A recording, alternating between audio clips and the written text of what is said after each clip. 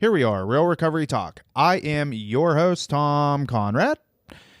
In today's episode, I have a special guest here by the name of Steve. Say hi, Steve. Hey, guys. That was good. Steve does work here with me at Rock Recovery Center. He is in charge of a lot of our alumni stuff. He does a lot of our skills training for our clients in terms of case management and stuff. Anytime a client comes in here, most of the times they need help with certain things, whether that be, getting jobs, making resumes, looking for jobs, stuff like that. And really just like kind of the life skills aspect of it, which I think you enjoy, right? Yeah, I enjoy a lot. Yeah. Get a lot out of it.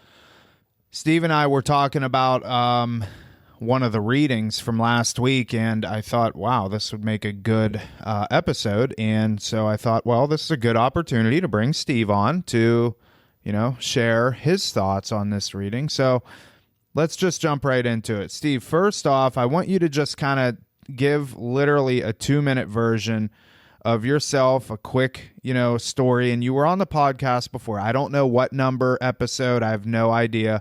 But just, talk a little bit about yourself, what qualifies you to be on the podcast, stuff like that. Yeah, I was on the podcast. That was like a year and a half ago.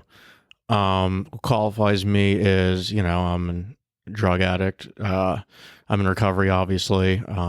I used for some years, tried to get clean when I was 21, did it my own way. Was clean for about 8 months.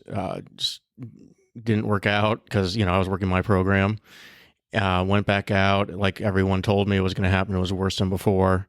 Pretty much just living to use crack and opioids every single day. Eventually went back at 24. That was in 2009, and I've been clean ever since. So you're coming up on how much clean time? Or you just celebrated? I just celebrated 13 years in March. Amen to that. Thanks, man. That's awesome. First things first, though, too, I do want to thank you if you're watching on YouTube, because this is something that the video version of this, we're really speaking to you. I mean, Steve and I talk on a daily basis, so, we can only talk about so much. But the point of the YouTube version of this is to kind of for you to put a face to a name.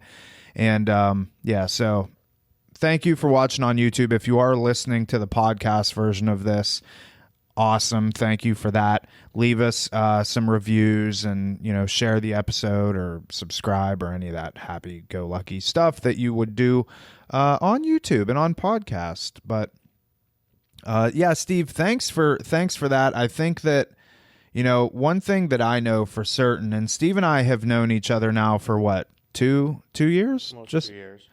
Almost 2 years. Almost 2 years. Yeah. Don't forget, you got a microphone in your hand. Steve actually came on board here as an intern, graduated from FAU in the social work program. Yeah, bachelor's in social work. So he did his internship here, and while he was doing his internship, we kind of knew, we got to find a position for him. And so very fortunate to have you on board here full time now. And I know our clients are going to benefit greatly. So anyways, enough talking about you. That's fine with me. Okay.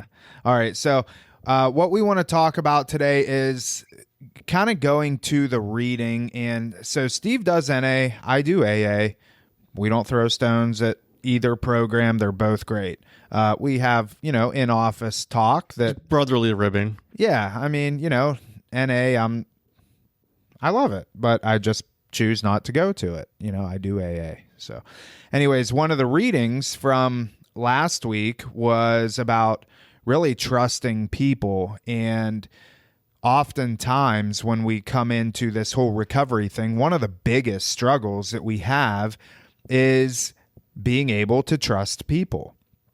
And so this reading was really it was great, kind of wrapped up in a couple of paragraphs about, what people go through when getting clean and getting sober, and the importance of being able to trust people. So let's just get right into the first point, which they referenced in this reading, is trusting people is a risk. I mean, and even for people that aren't getting clean and sober, to develop trust with somebody is a risky thing to do. Steve, what do you got on that? Yeah, your trust is such a vulnerable position to be in, on a spectrum, obviously, depending on what it is. But when we're talking about in the recovery, I mean, we're trusting people with our past, a lot of shameful events, a lot of shameful things we did, a lot of trauma. We're trusting in telling another person that it be kept a secret. We're trusting the process, really, that it's for a benefit. So what was it like for you when you first got clean and sober, and you had to start implementing this whole trust thing? For me, and I kind of touched on it really briefly when I stopped doing it my own way. When I started, they told me I had to trust people, and that was one of the suggestions. And that was the big key for me this time in recovery, is just taking suggestions of trusting people, and I knew I couldn't trust myself. I couldn't trust my disease. I didn't really my stuff let me back, where I came from, and so I trusted my sponsor. I trusted the people who had time in recovery. I trusted people who I saw were doing the right thing, and I took their suggestions.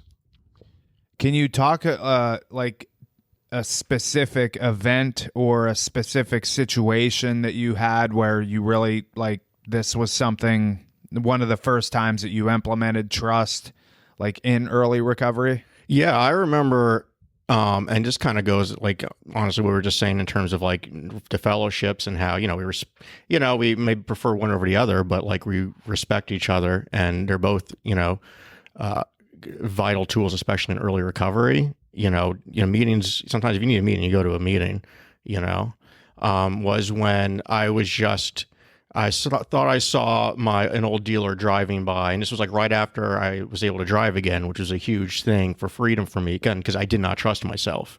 If I was set off, next thing you know, I'm driving to the hood. I didn't trust myself. I wouldn't do that. But I slowly, after a few months clean, I started, okay, this was a step I had to take. Anyway, so I thought I saw my dealer driving by, probably didn't, you know what I mean? But for whatever reason, that's the same make of car or whatever, and that set me off. You know what I mean? I started craving again. And what did I do? They told me, if you have that feeling, you call people. You call people. If that doesn't work, you go to a meeting, maybe both. I called people.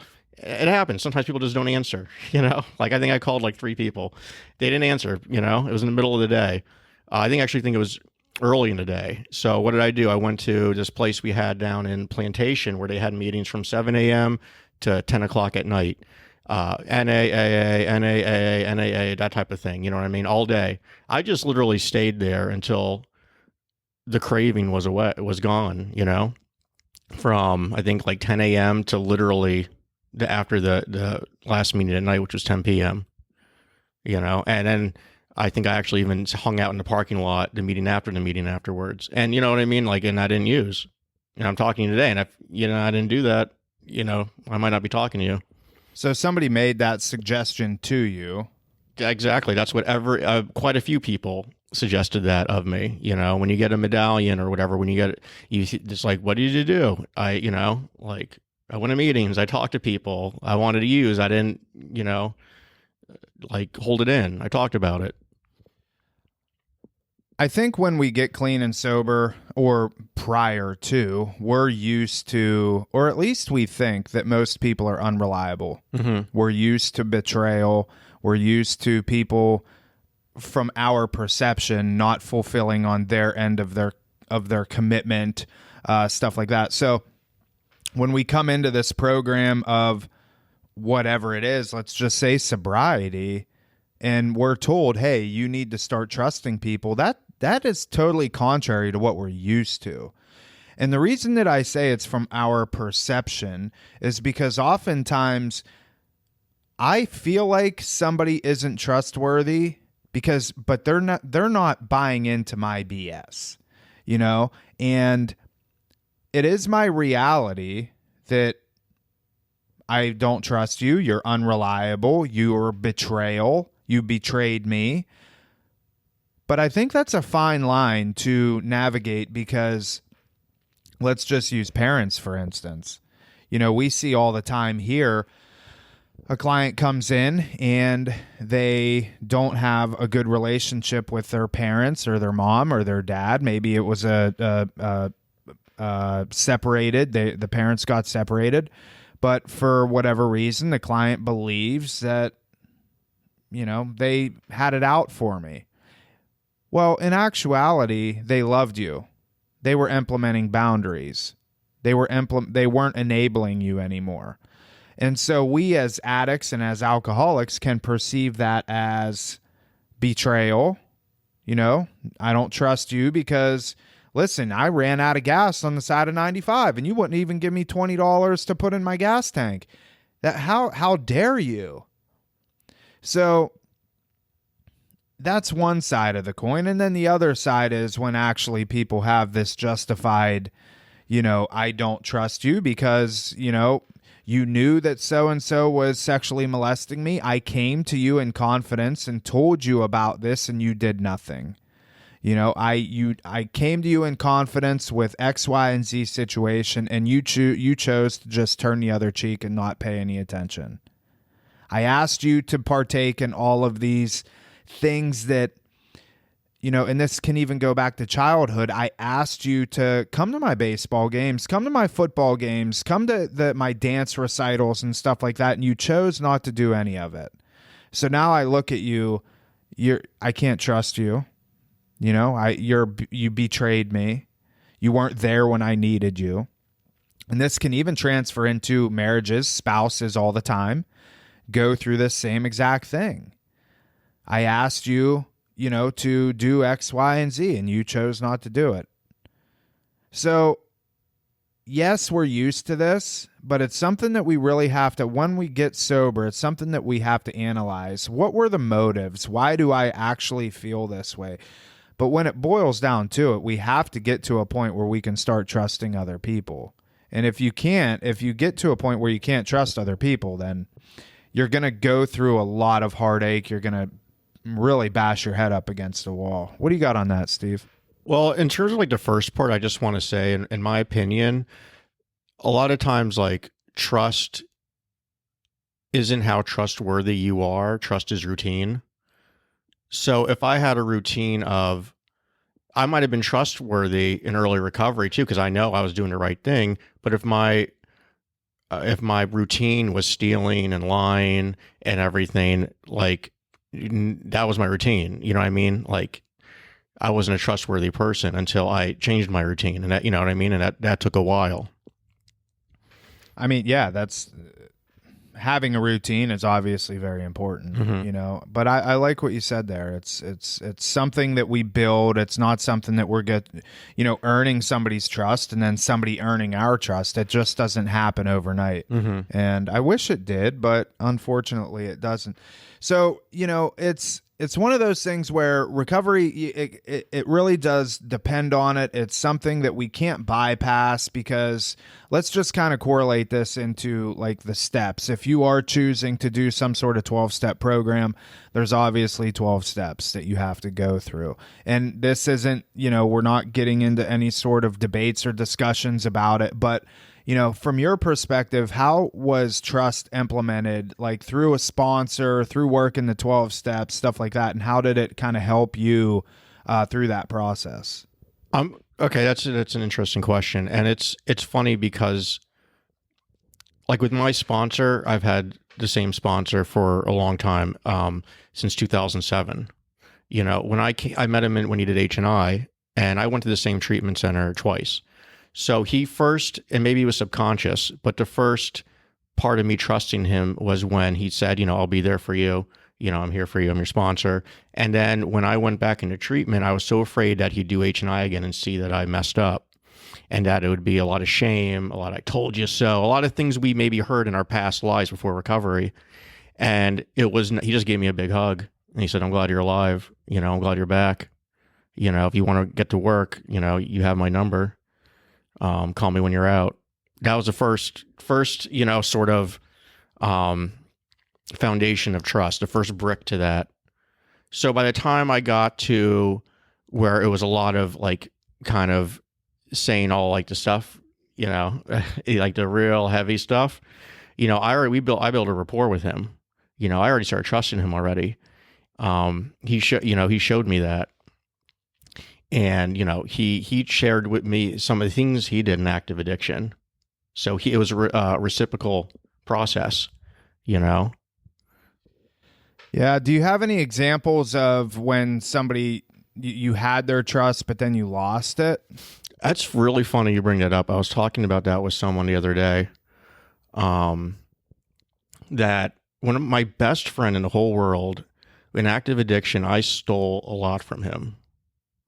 I ripped him off. I had access to his apartment, and I ripped his ass off, and I remember, and sometimes people could see the progress you've made, even before like we see it, in my opinion, and I remember I was like 2, 3, 4 years in, somewhere in that, you know what I mean? Clean.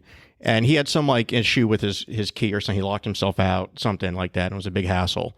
So he came to me, and he just casually, "Here's a key to my apartment. I had this situation. So just next time, like, I'll just come to you, and you'll have a key to my, because I trust you." He didn't say that I trust you, but he obviously did. And to me, this was like a casual thing for him. You know what I mean? Like, it wasn't a big deal for him. For me, it was like a watershed moment. It was like, you're trusting me. You're trusting me with your key to your apartment after like a couple of years ago, which seemed very fresh to me. I ripped you off, and it was just a huge moment in my recovery. It is one of those signs like I'm on the right path. It showed me, when I talked about it before, in terms of even if you're already a trustworthy person, like putting in the work with a pattern of trustworthiness, it showed me. I guess I showed him, just living a decent life, that I was trustworthy. Yeah, I mean, I reference Ben a lot too, and he references himself a lot. Ben is, he had his child taken away from him twice from Department of Children and Families because of his, addictions and stuff like that. And then he obviously got sober, and he's coming up on almost 12 years of sobriety now. And just, last year he adopted a child. So he went from being, "Hey, listen, you can't be trusted around your children or your child," to, "You're such a good person. We want you to actually take this child and give this child a life that they otherwise wouldn't be afforded." But I do think that there is some, we do need to discuss, like, there are going to be instances where people, we're human beings, and you can get to the point of trusting somebody, and then boom, they do something, and you no longer have their trust anymore. It's common, I mean, it happens a lot, especially in the sponsorship, sponsee type arena, those sorts of things, because I may have a sponsor that, let's call it what it is, they only know me for a month. That sponsor may not at that point know really how sensitive I am, or the buttons that I have that can be pushed, stuff like that. And they can say something or do something that just totally sets me off, and then I lose all ounce of trust in this person. So we don't want to make it sound like, hey, you have to trust everybody. You don't. But I do think that you have to lower down your walls, kind of be more open with people. Allow them to kind of speak wisdom into your life, but you don't have to be some complete open book to everybody that that you see in me. And that's something that honestly that I struggle with is I don't care who I'm talking with. Like, I'm an open book for the most part. I don't, transparency for me is almost a character defect because I'll be in conversation with somebody, you know, if my wife's with me and we're out and about and we're talking to somebody about something and I can spout something off, and then, you know, later she's like, did you really need to share that? And I'm like, oh, probably not, now that I think about it, you know? So, you know, that for me has been an issue, but I think this is something, I look at trust as a skill. It's something that, like you were sharing earlier, that we need to build on. And the more that we can develop trust in other people, the more that they can trust and rely on us. So, Steve, share a little bit about, before we wrap up, just kind of how this has obviously played out in your recovery today, and, you know, how you help other people now and they can trust you, stuff like that. Man, yeah, I'm gonna say, like, you know, like, for in terms of the sponsorship, like, I mean, I've known my sponsor now for 15 years. Over those 15 years, you know what I mean? Obviously, there's been maybe differences of opinion, all that type of stuff. But, you know, he's one of my best friends. He's not just one of my sponsor. He's one of my best friends. You know what I'm saying? Like, I would say that, man, it's such a, I would say, honestly, like, you have to have expectations that people are people. You know, for me, I like to think people in recovery have the best intentions. You know, maybe, you know, again, people are people, so maybe sometimes that isn't the case. But, you know, it goes kind of with the philosophy of that old saying, almost like having maybe 100 pennies worth of, or 4 quarters. You know what I mean? Like, if you're new, and if you can only trust maybe 4 people, I think that's pretty good, especially a lot of where we come from, where we didn't trust anyone. You know what I'm saying? So you don't have to trust every single person in the room. But if you have like a good solid, if you're a guy, a couple guys, or if you're a woman, a couple women, I think that's pretty good. You know what I mean? And just like a little at a time, you know? I think, though, it's one of those things that recovery is all about. It's all about putting ourselves out there. So it's something that you're going to have to make a leap to do. You know, you're going to have to go on a limb, you know? Yeah, I think too, before we wrap up, the only other thing that I would want to say is men with men, women with women. It's very, especially for Steve and I, working in the treatment world and kind of seeing people in their first couple of weeks of sobriety up to their, 6 months of sobriety. It's very easy for people to gain trust in the opposite sex.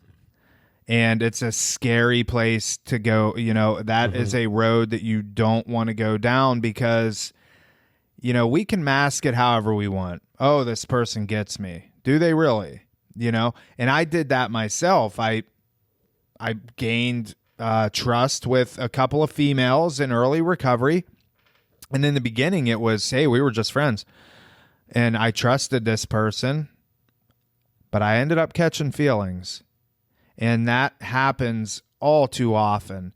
And even though it's because she comes to me with issue that she has with something, and then, I'm like, oh, yeah, you wouldn't believe the issue that I had today. Next thing you know, it's like, oh, we can talk to one another. We enjoy these things together. So it's a very slippery slope, and I encourage you that, if you're in some sort of support program or something, men stick with men, women stick with women. I think it's the best thing for everybody when you're going through this process. I say it all the time. If you've listened to this podcast for any length of time, you know how big I am on community. Your community can consist of some females. I'm not saying that it can't. You can have female friends, of course. We all do. Or if you're a female, you can have male friends, like we all do. But your core group of people that you can trust and rely on through thick and thin, through anything, needs to be For me, I have my core group of guys. My wife has her core group of girls. You have your core group of guys. That's just the way, in my opinion, it needs to be, because it's not. I look at the risk versus reward factor, and I just don't want to go down that road, So if you have any thoughts on that, Steve, would love to hear it. Otherwise, let's wrap this up. Yeah, I mean, I'm just going to say, like, we're still forming, in early recovery, we're still forming a relationship with ourselves. You know what I'm saying? Like, it's hard to navigate any other sort of relationship. So you got to, I believe, keep it simple. The waters can get very muddy. Yeah. All right. Well, thanks, Steve. Appreciate you coming on. Yeah, thanks for having me. All right, that is it for this episode of Real Recovery Talk. Thank you for tuning in. Thank you for watching the YouTube version if you are watching.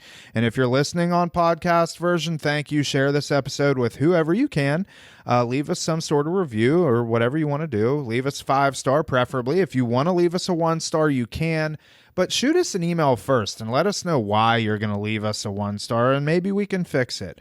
If you have any questions, comments, concerns about your specific situation, you could always reach out to myself personally, Tom at realrecoverytalk.com, Ben at realrecoverytalk.com. We will get back to you. We'll ask for your phone number. We'll get on some sort of phone conversation and hopefully help you navigate your situation and ultimately turn your mess into your message. That is it. We will see y'all later.